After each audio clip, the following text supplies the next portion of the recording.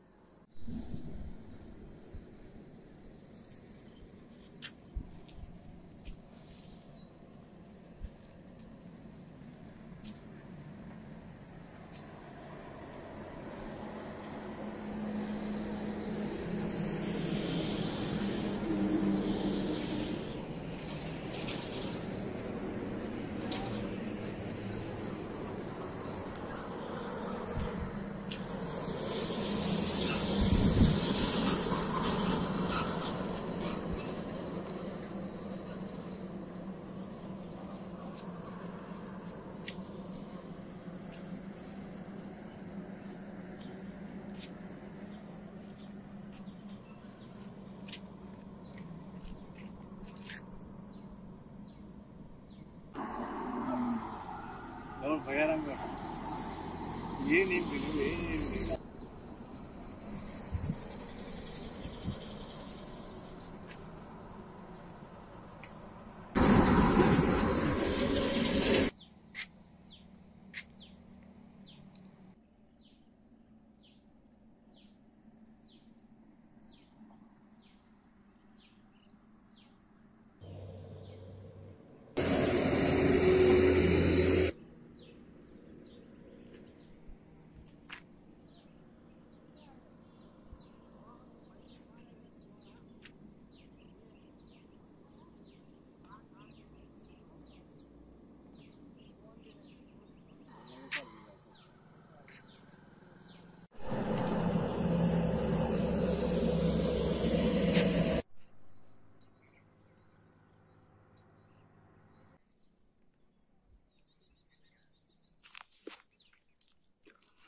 అక్కడ కుంగిపోతే ఇటు డైవర్ట్ చేస్తున్నారా? ఎన్ని రోజులు అయింది కుంగిపోయి? ఎన్ని రోజులు అవుతుంది కుంగిపోయి? నెల అయిందా? ఇది ఎప్పుడు ఇట్లా పలుగొట్టి ఎప్పుడు డైవర్ట్ ఎన్ని రోజులు అవుతుంది చేసి?